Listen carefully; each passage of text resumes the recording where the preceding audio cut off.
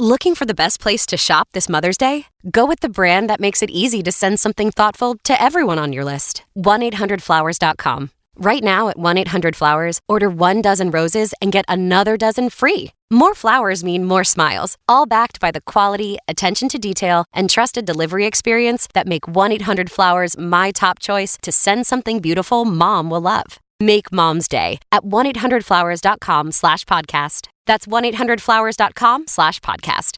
This is Peter. And this is Tom. And you're listening to History Teachers Talking Podcasts.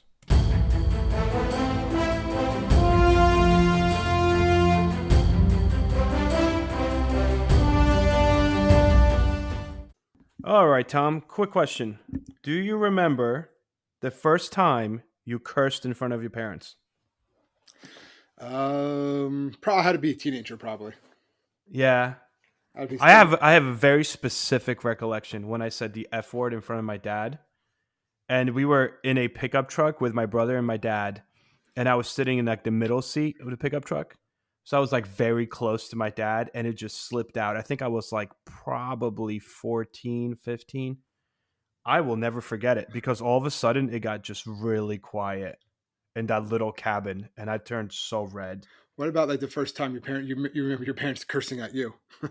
That one I don't remember. I felt like that happened a lot when I was a kid. That happened when I was like 6 months old. But that is so funny. But yeah, I can imagine that. Well, the reason Pete brought that up is that's what we're going to be looking at a little bit today. We said, we don't. This is a family friendly podcast. We don't curse on this podcast and things like that. But today we're going to be looking at some of the history behind cursing and also some of the profane gestures that people use around the world. Yes. And then we'll kind of finish up, I think, with some other traditions. Right? Yeah, like kind of odd things that other nations or even in this country, people may seem as offensive. So we'll talk about profanity, we'll talk about obviously curse words, and we'll talk about some offenses. And we're going to try to do this without using any profanity or offending anybody.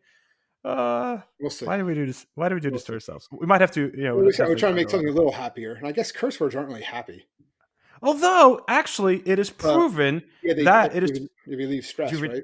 Yes. The more you curse, like if you cut your finger, there have been studies made that actually like test your levels in your brain. But like if you get a cut and you're cursing because you got hurt, you actually feel better. This is by no means are we going and telling people to start cursing. This is just, just what we found out. Do what you do whenever you cut your finger or something, you just pass out. I pass out, man. Come on, Yeah, all right. You just do that. That's fine. You cracked me up. I guess I'll start off with this idea of like where profanity even comes from, right? I mean, we're not going to talk about every bad word. We'll obviously touch upon the F word and we'll touch about the S word. But overall, profanity something that's profane originates from a classic Latin profanus, right? Which literally means before or outside the temple. Pro being outside and fanum being temple or sanctuary. So it basically has this meaning of like you're desecrating something that is sacred or holy, right? And that's kind of where the idea of profanity comes from. Yeah, then cursing kind of comes from actually what it sounds like, throwing a curse or an evil spell on someone. Yes. Early as the 15th century, when you start hearing things like this being written down like this, and they're basically talking about when you're cursing someone, it's with the intention that you're going to affect them on some sort of emotional level. So that's when, like those curse words, when you call someone here we go, right, an MFer, okay, or something of that nature, right? The idea is you're trying to, it's there to invoke some sort of emotional response from them. And you're using that's bad language. That's where it comes from. That's where it's a curse. You're trying to not only put a bad spell on them in the old world sense, but in the new sense, it's trying to get a rise out of them, so to speak. Yes. So your famous or I should say infamous word, probably I'm just going to get right to it, but the F word, right, which is the word that you never ever say in front of your parents or anywhere for that matter. So the F word actually is first used in like 15th century. So like 1400s England. But the initial usage of it, I guess it is used beforehand a little bit. They say that they're able to trace the wording or rather the spelling of it to 13th century. but the usage, first time recorded usage, was 15th century England, and it was used ultimately in the connotation of not like cursing somebody out, but the F word was used in connotation of like the sexual act itself, Yes. right? Yes, that's right. Um, Actually, that yep. goes So for even like the Roman times. Yeah. Yep. So the idea was that it wasn't necessarily offensive. It was just how you would refer to sex. Now, there's a few different root words from it, but they think that a lot of them come from like Old English or actually German words. Fake, which is actually spelled Fyke, is one of the root words, and it's from Old English, and essentially it means to move like relentlessly.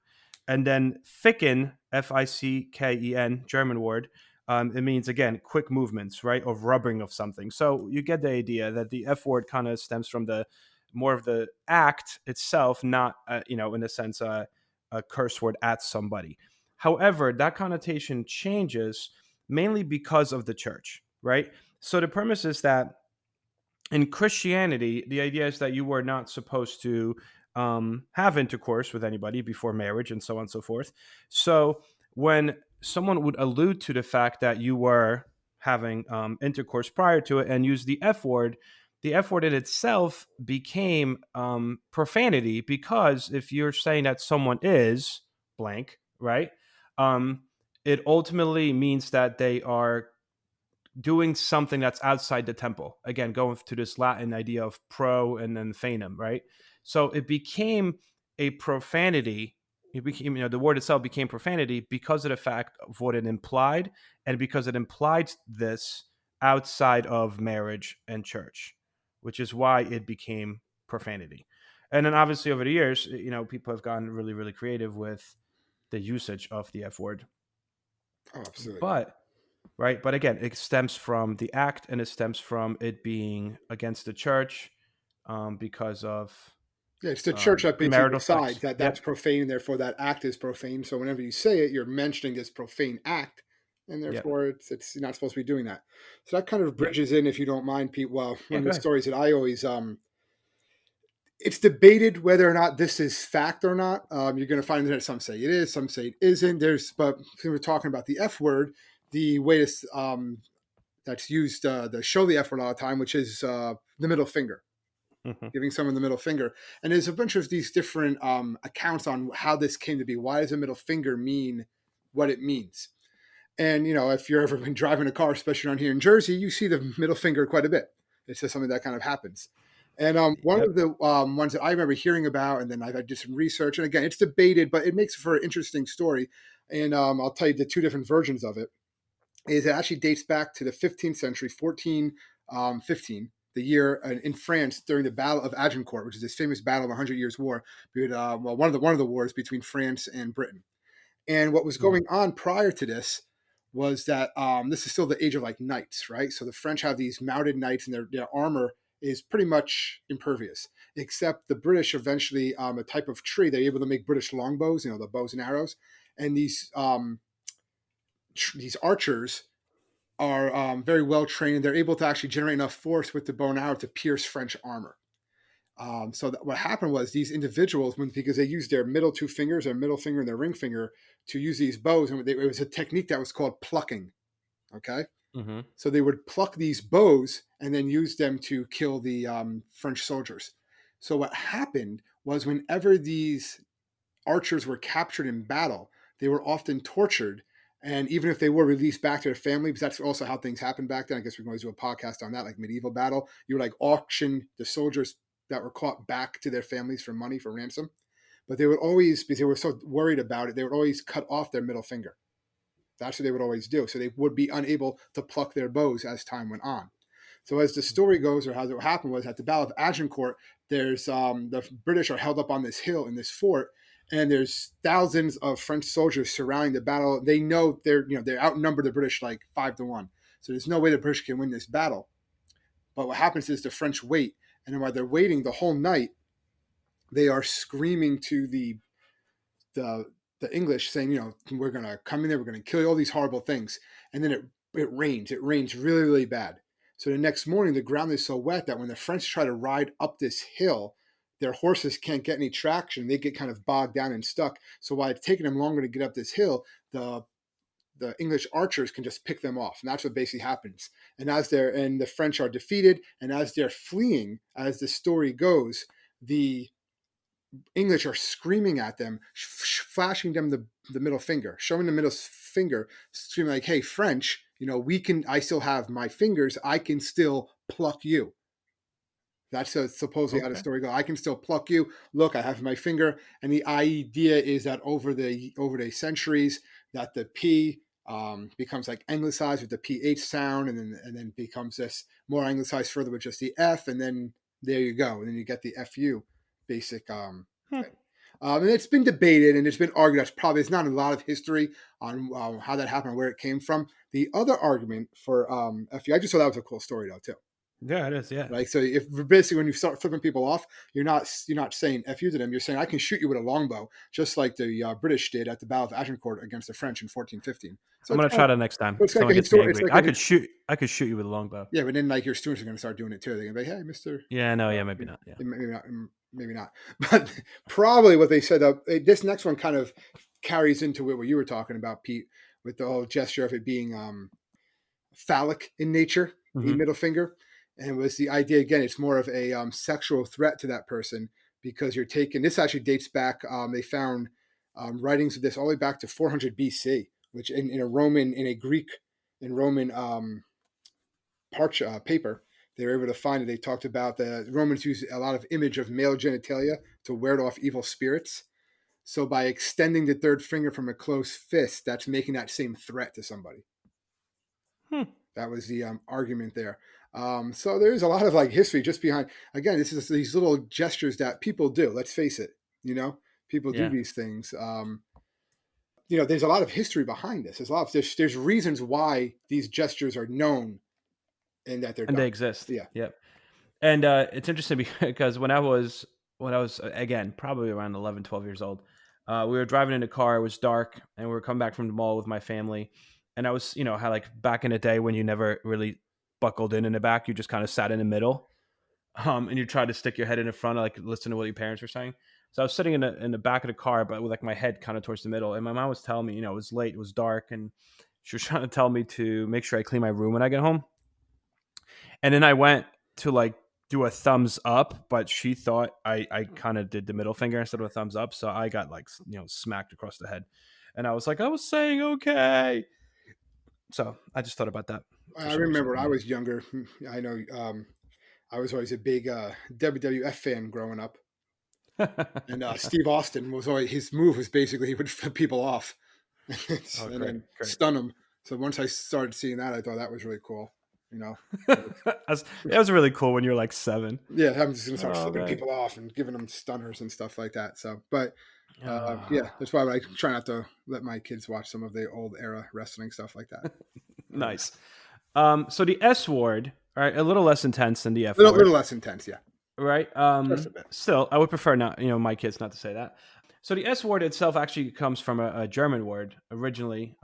They say that it's Germanic in a sense. Didn't a lot of these curse words come from the German language? They did. They say it's Proto-Germanic word, and it actually stems from the word skit. Then eventually evolves in Middle English the word, SCHITTE. But essentially all it really meant was to defecate. Like it meant to poo. And it wasn't really used per se as a curse word, again, until about like 15, 16. I don't know what they were doing in 15, 1600s. Well, that was when you had a lot of like the church really crashing down a lot of things. They're really like, imposing their will throughout a lot of Europe. And that's basically what happens. And that's one reason why, the pilgrims left, right? They're trying to get away from this religious persecution in a lot of these places, among other reasons. Yeah. Essentially what this meant was defecate. It really meant poop. What it does mean today.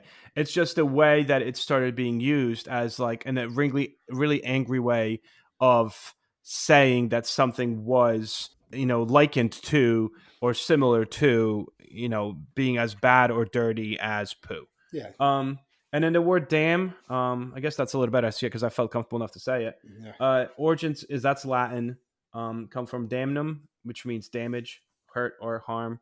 So I guess it's fitting that usually you say that when like you hit yourself with something by accident. Which really you say damn because that's one that people don't really mind saying as much. You'll even hear that on like TV and whatever. And they say like the biggest. What I was a lot of the research is one of the worst curses that you could say to someone back then in the 1500s was going up to someone and say, go to hell. Like Yes. that was like a big deal. Now you hear it all the time, like because it's talking about the place, the actual place, Hmm. and that's you're condemning that person's soul to hell. That's like the worst thing you can possibly do. Because remember, back then, people's lives were not great for the most part. So the afterlife is really all they had to look forward to, like when they're done with this life. So to condemn Absolutely. them to eternal damnation, with the Yeah. devil, is not going to be something that they want to do. And so to tell someone, hey, go to hell, like that was intense. That was something that was really going to invoke that emotional response to people And I think that's really reflective of the fact at the that time. certain words kind of lose their profanity. Oh yeah, if someone Especially told that to me now, the I'd be more like, secular, I don't know yeah, what the you're more talking about. secular we become, like the Yeah. less religious we become as a people. Hmm. Ultimately, a lot of these words kind of, again, some of them are still taboo in a sense of society, but they're a lot more common than they were. Like even the idea in England, one of the biggest words that was very much considered bad was bloody, like bloody hell, Yeah. like you're saying. And the idea of like bloody, adding that to the word hell. And today, again, like just look at Harry Potter movies. I mean, that's all you hear is bloody hell. But if you said that in like, Middle Ages England, like you said, that would have been extremely offensive. Today, when we talk about curse words, right? Some of the statistics say that recorded conversations reveal that an average of roughly 80 to 90 words that an average person, speaks each day, right, are swear words. 80 to 90 words that we speak are swear words, which equates to about zero point 0.5 to 0.7% of all words, right? In comparison, first person plural pronouns like we, us, or our make up 1% of spoken words. So I guess it's not So that much. When you think about all the words you say in one day, yeah, but I like mean, it's 90 like, times, like I don't. I mean, I don't think I curse that much. well, I mean, again, our job kind of prevents us from cursing. I So, hope not. also a few interesting things. Kiel University, right, did a study that swearing relieves the effects of physical pain. Like they actually say that, like if you hurt yourself, you probably should swear. It will Now, make could you it feel be better, like, what do you think though, Pete? Like, could it be like you're actually saying those words? What if you just said like any words, but just with that same like intensity? You right? know, Like if you you're just kept on like, screaming, orange juice. When yeah, you're I was gonna say expressing yourself, crumbs, like, would that do crumbs. the same thing? Because you're just kind of like letting out that That rage, anger, that yeah, anger, or maybe, I don't know. maybe. I'm sure they've done studies with this, but I'm gonna try Oh, it they next time. definitely have. I'm gonna like Um, stub my toe and just scream like chocolate ice cream and see what happens. people might think that something's not right with you. Yeah. Well, they So think that. when it comes to again profanity and curse words, right? It's essentially become socially offensive. So there was quite a few things that are associated with it. The one thing is that, especially in like I would say 1800s, 1900s, turn of a century, when you have the second industrial revolution, the premise was that a lot of people that were working class people cursed, and it was impolite and not classy for the upper echelons, the Right. upper socioeconomic groups to curse. Especially for women, Therefore, right? yeah. So therefore, like cursing actually almost showed your socioeconomic class. You know what I mean? Like if you cursed, that usually meant you were not educated because you couldn't articulate And that, what you were trying to say. I remember hearing that for like my grandmother used to say that stuff. Oh, if you curse too much, you have a mouth like a sailor. That means that you're not well educated, that you're not smart enough to express yourself without using that Exactly, to language. articulate I better. remember Yep. hearing that, especially from like, yeah, grandparents would say that a lot. There's different types and purposes of swear words, right? They say abusive swearing. Obviously, it's intended to offend somebody or intimidate somebody. Cathartic, meaning it's a response to pain or misfortune, and that is, again, studies have been done, and they show that this supposedly alleviates some of the pain. Empathetic swearing, like you intend to draw additional attention to what is considered to be worth paying attention to. Like, oh, like this really terrible day, but Yeah. you don't say the word terrible. Hmm. Um, and then they also say that people often swear to try to become closer with the person that they're swearing towards, if that makes sense. That if you feel comfortable enough to swear in front of a Hmm. person, the premise is that you're showing that person your trust in them, in a I could see sense, that. Yeah, I could right? understand that. Yeah, So these are some of the studies that actually have come out. like you don't usually curse on the first date and stuff like that. I'm sure. Yeah, not supposed to do that. And what's interesting too is that in some countries, cursing has really made its way to criminal codes. It's actually illegal because Oh it's yeah. so offensive to curse. Well, there are some But really offensive curses too out there. like things that Yes. people, like sayings that people use. And well, I was just saw some of the translations. I was like, wow. Yes. So I Um, could, I mean, obviously free speech is not going to be, I don't think it should be illegal, but I could see why it would be illegal. And that's what I was going to get Yeah. at. In the United States, right, courts have generally ruled that the government does not have any right whatsoever to prosecute someone that that says a bad word, because they're saying that's a violation of the right to free speech, and you can't do that. It's your First Amendment.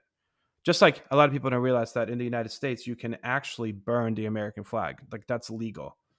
That is considered your freedom of speech, non-verbal freedom of speech. So similar here, like if you go on the street and you just start screaming the F word, you can't necessarily get arrested for screaming the F word.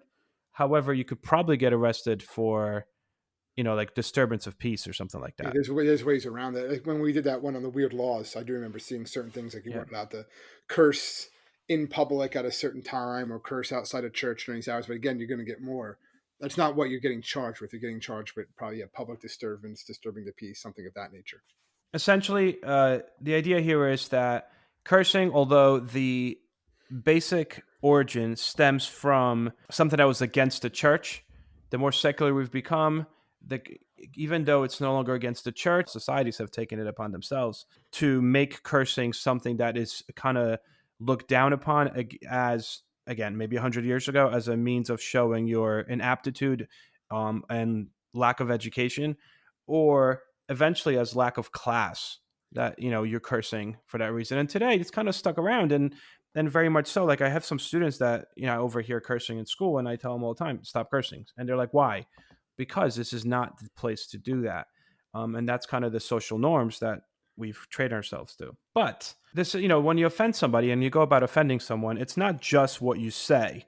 There's some other things that we do that seem extremely Yeah, offensive and yeah, and to that's the thing. other Like, people. as we bridging that, it's like pronunciation, like cursing. When you curse, sometimes you'll might. I get it. I remember sometimes somebody like, "Why are you cursing so much right now?" I'm like, you don't even know you're doing it. Sometimes that's like it Yeah. becomes.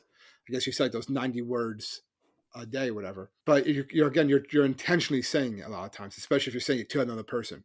You're saying it to get that emotional response. A lot of what we're going to talk about now with some of these gestures, some of these things that people do, it's unintentional, but based on cultural differences, Yes. It's offensive. it's considered offensive. Yeah. So you got anything you want to go with that's Well, considered offensive and not a curse word, but it's offensive, especially in other cultures? well, one that kind of stuck out to me was in several cultures around the world, particularly in parts of Europe. It's actually considered disrespectful to wear sweatpants or flip flops out in public, Okay. and that just made me think of like again, just like going to work and with all like the students and just seeing people. You go to you go to the store, go everywhere around, and that's all people are really wearing. Especially if you do happen to go out now during the pandemic, most people are just wearing just anything comfortable. They're not getting dressed up to go out. And Hmm. again, that idea is that you're looking sloppy. Again, this is mostly in Europe and Japan, from what I saw. That sloppy appearance is considered disrespectful. And if you see someone, if like a family member sees you out like that, you're bringing shame to like the whole family. It's not just you. I thought that was kind of Wow. interesting. Another one that I found interesting that is considered offensive, and it wouldn't be considered offensive in the Western cultures, because when you think about Western cultures, we use toilet paper. You That's probably this one. heard this one, but using your left hand for anything, if you're seen using your left hand for anything in certain cultures, it's considered extremely offensive, particularly in Africa, different portions of Africa, India, and Middle East. It's kind of like a slap in the face if you try to touch someone or put your left hand on them, and mainly because of the fact that those cultures in these areas of the world don't necessarily use toilet paper. So they tend to use their left hand in lieu of toilet paper. So if you are touching things with your left hand, especially if you're eating, like if you're lefty, you're from the West and you go to India and you start eating with your left hand, like people get essentially very offended that you would touch food with what essentially, amounts to, or, like toilet paper. Yeah, but that's Right. their freight. Yeah. So I thought that one was kind of interesting. And then another one that is extremely offensive that we don't find offensive here in the United States is notably China and India, right? That you're not, when you get a gift from somebody, you're not supposed to ever open that gift in front of them. That's considered extremely offensive and makes you look greedy. But another one that I found interesting was actually in the Netherlands. If you meet someone from the Netherlands, you have to make sure you do not ask them, "What do you do?" Like again, in America, that's kind of a common thing. Oh, what do you do for a living? What do you that sort of thing? What do you do? What's your job? Stuff like that. it's actually considered insulting, because the idea is that Netherlands is kind of a socialist country, and you feel like they're kind of almost pigeonholing them. You're being classist. You're saying, you're only going to see them if they say, oh, they're an engineer. You're only going to see them as an engineer. Whereas in like Hmm. Western culture, it's more of seen as, well, that's your job, that's your skill, right? It's your profession. There, it's seen as more of, that's what you do. That's you. That's it. Yeah. So that was kind of interesting. You don't ask them, what do you do for a living? What's your job? Because that would actually be very, very um, upsetting to them. And then this one is kind of interesting because, obviously, here we're talking about showing someone a middle finger and that being offensive. And you don't, you think of the opposite of a middle finger, of like saying okay, or of like, hugging someone or patting someone on their back, like saying it's going to be okay. Touching in many cultures, Yeah. hugging and touching is extremely offensive, particularly actually in Asia. The idea is that, give me my space. Like, Personal space is a big deal. don't touch me. And you And can, but then you see those images of like in Japan where they actually have people that their job is to push people into those subway cars, right? So they can get the doors closed because it's so like overcrowded. are you serious? I didn't Yeah, know that. yeah. So Wow. like it's personal space when personal space can be allowed. But to piggyback on that a little bit, I know a lot of Asian cultures, particularly in Korean culture, it's impolite or sign of almost trying to be intimidating if you stare someone in the eyes when you're speaking to them, especially like someone Hmm. who's older. And well, I saw an interesting documentary years ago on the 38th parallel that separates North and South Korea. And they said, this is as an example, I guess, of Americans playing on this. What they Hmm. said is there's an office there that's around the 30th parallel that's shared by both sides, the North Koreans and the South Koreans. And there's two guards that guard that room, that guard a door in the room, and they're always facing each other. And certain hours, there's always a South Korean guard there and always a North Korean guard. But for the South Koreans, eventually over the course of 24 hours, there's an American guard because we have a strong military presence there Hmm. that takes place, that goes on duty there. And they're saying when the American guard goes, one thing they always do, they always find the biggest guard on base. So they get some guy who's like 6'5", 6'6", Hmm. particularly because the South Koreans are the North Koreans, excuse me, are much smaller. But the whole point is what they do is they will stare that person in the eyes the entire time. That's what they're told to do. So Hmm. that's considered like, a taboo or uncomfortable in their culture, that they're told the entire time you're there, you are staring the North Korean soldier in the eyes. And then basically the whole time the North Korean soldier is like looking around the room, not staring in the eyes, or will actually put on sunglasses a lot of times because it's like too uncomfortable. I just thought that Wow. was kind of interesting. That's kind of how it's being played up in this kind of like, for the last, 60 years since the armistice. Also, so I guess we're concentrating on what other nations kind of view as offensive that Americans do, As and I think Americans we're do. going to flip that script a little bit in a Yeah. second, and talk about what other nations, vice versa, like what other nations would, or rather what Americans would find offensive about other nations. But before we get there, there's couple other ones that kind of come to mind. One is refusing food. Like when you go over someone's house and someone's trying to feed you, and then you're like, you kind of want to make it easier on your host, and you're like, no, that's okay. No, I'm not hungry. It's fine.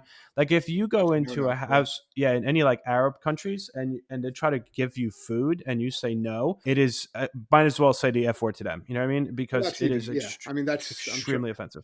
that's also, I mean, Crazy. dating and marrying into an Italian family. I can tell you if you try to refuse food there, Oh even if yeah, you I do know. take the food, but then if you're just refuse even more food, it was kind of difficult. I Yeah, always thought like I could eat, but it was nothing compared to when you start getting indoctrinated in that. But yeah, it's the same thing. It's the that's same funny. thing. It's considered insulting. It's like there's only so much lasagna I can eat before the main course comes out. Like, but yeah, if you're refusing to eat, that's a big deal. That's a big deal, definitely. And since we're on food, like they say that in the United States, people live to work, versus in other countries, people work to live. Mhm. And because of that, in the United States, people are always on the go. They're always working, and that's why you have this growth of this, like, these like shakes Yeah, or quick granola like bars. Yeah, food meal on the go. replacement. Meal Yeah, on the go. food.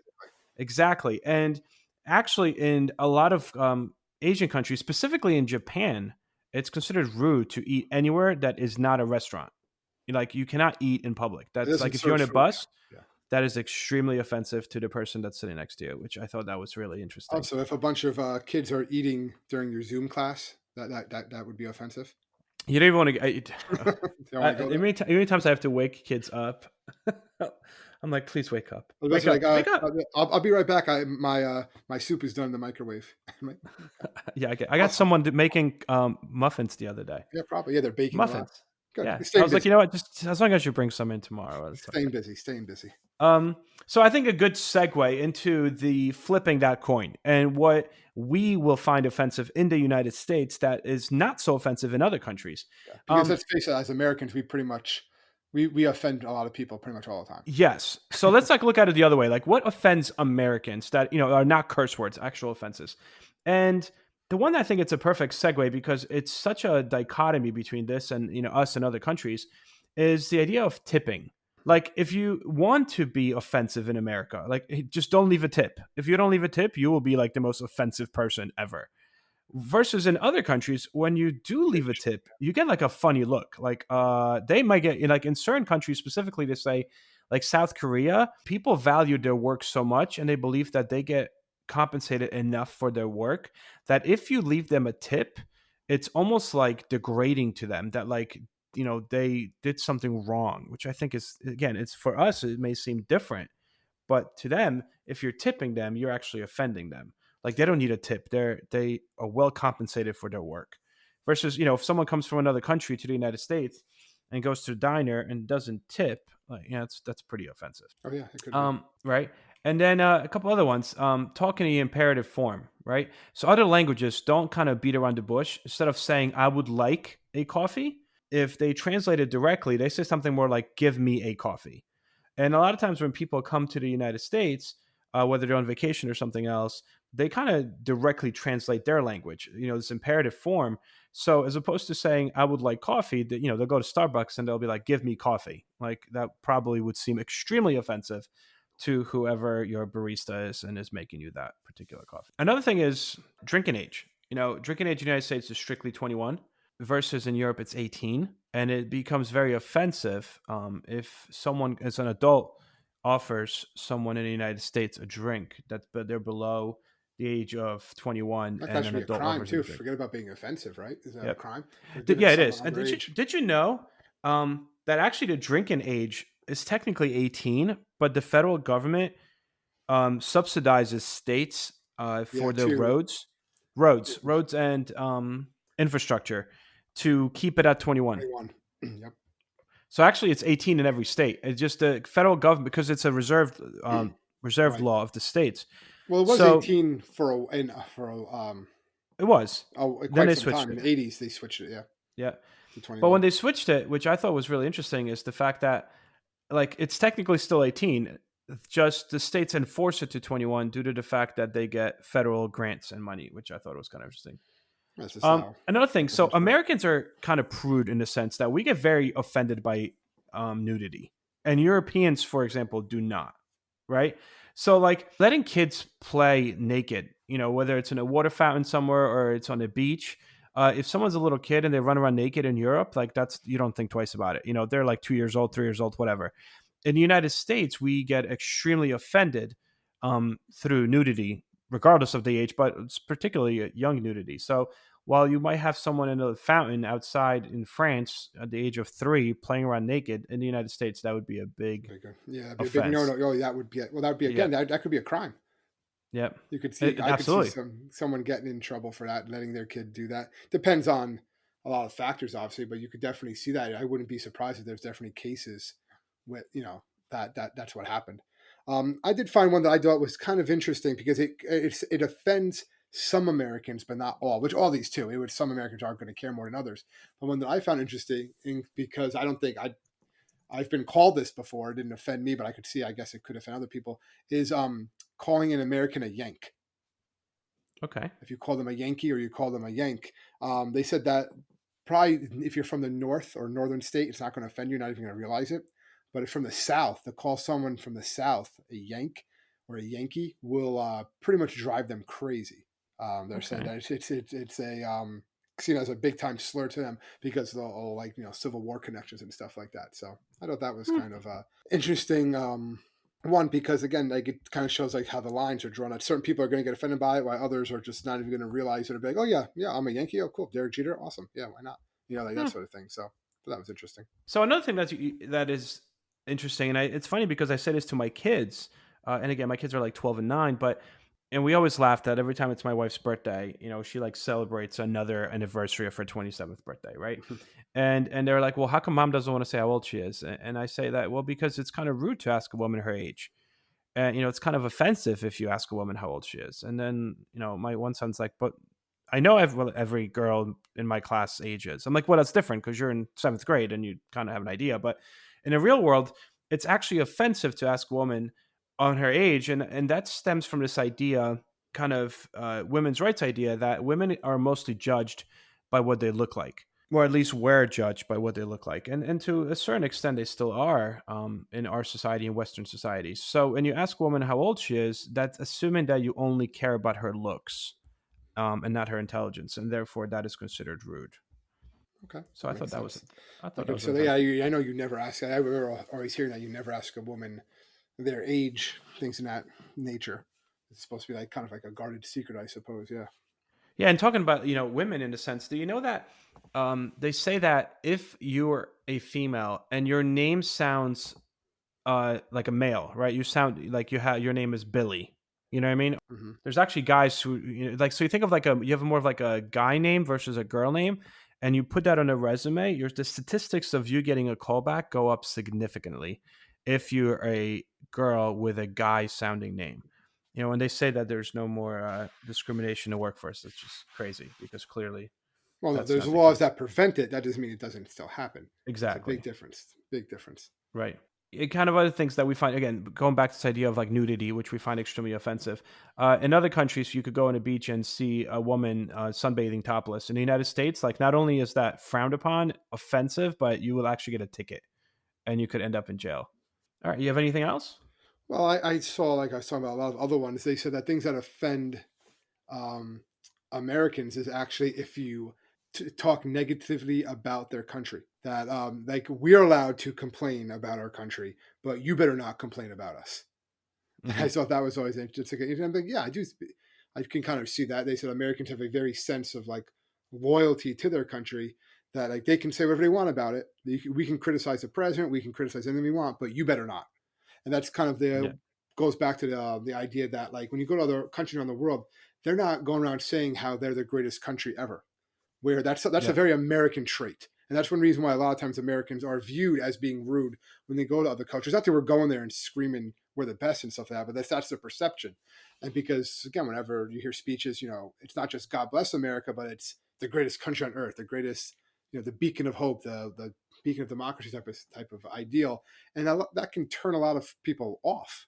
So they're going to Yeah. just view that negatively. So if they criticize the United States, that upsets a lot of people in the United States. Like, how dare you criticize us? Out of Yeah. all the other countries, you're going to criticize our country, and that gets a lot of anger. Basically, it's going to lead to curse Yeah. words. See, full circle. That's funny. And same thing actually goes for sitting through a national anthem. Americans get very Oh yeah, offended, which is why everything has been going on in the news for the past yeah, couple of with years. kneeing at the national Yep, anthem and stuff national like that. anthems, Such a hot. because It shouldn't. It's a big issue. It's a big issue. Yeah. very, very big issue. And in a lot of countries, are not as intense about their national anthem. The United States takes it very, very seriously. A couple other ones before we call this a day. You probably see this in the movies a lot, but kissing people on the cheek, like that's kind of a no-no in this country.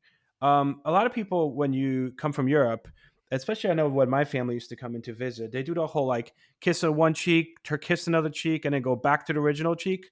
Like whether you're a guy, kissing a guy, girl kissing girl, it doesn't matter, right? You just do like the three kiss thing. And Americans very much like, yeah, no, like don't put your mouth on my face. Like even when they do like the whole kiss on a cheek thing, they don't actually kiss. They just do It's like kind of that, just like we they just do don't. that whole Yeah. like hug and like the air kiss on a cheek, versus in other cultures, they like, flat out It's kiss fun. you. Their spit, their saliva exchange. Yeah. You got Ugh. you got to wipe.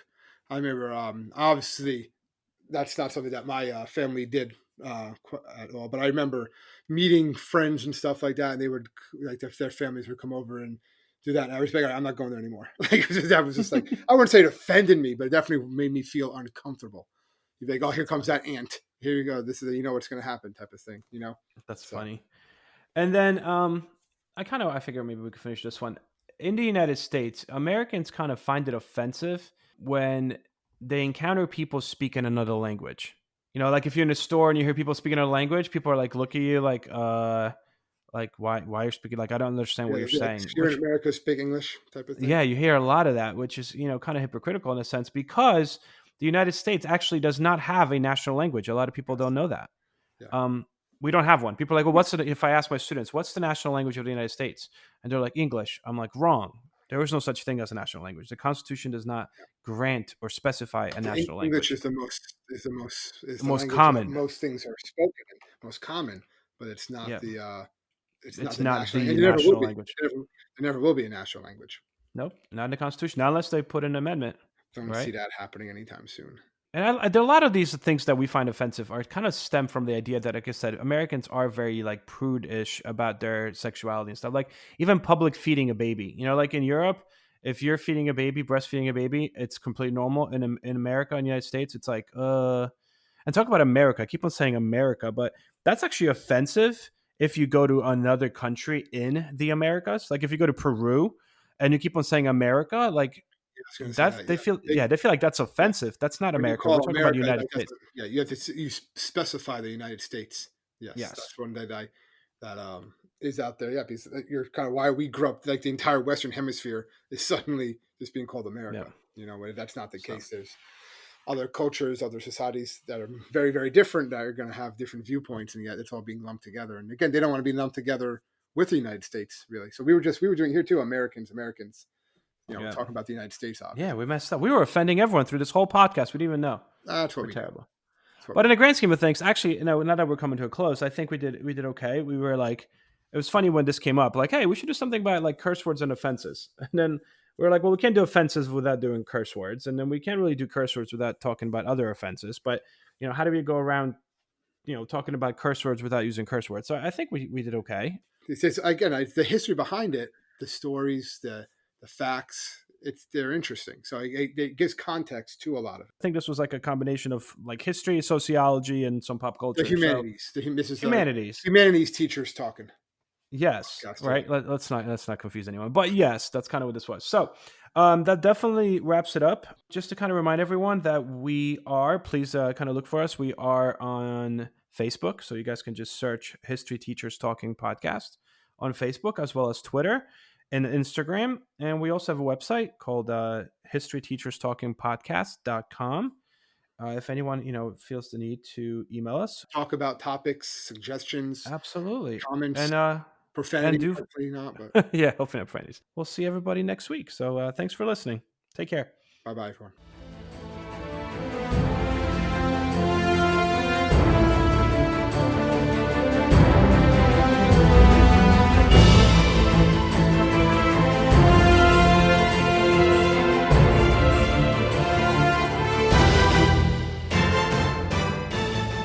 I hope everyone enjoyed our podcast, and if you would like to email us, you can do so at historyteacherspodcast@gmail.com.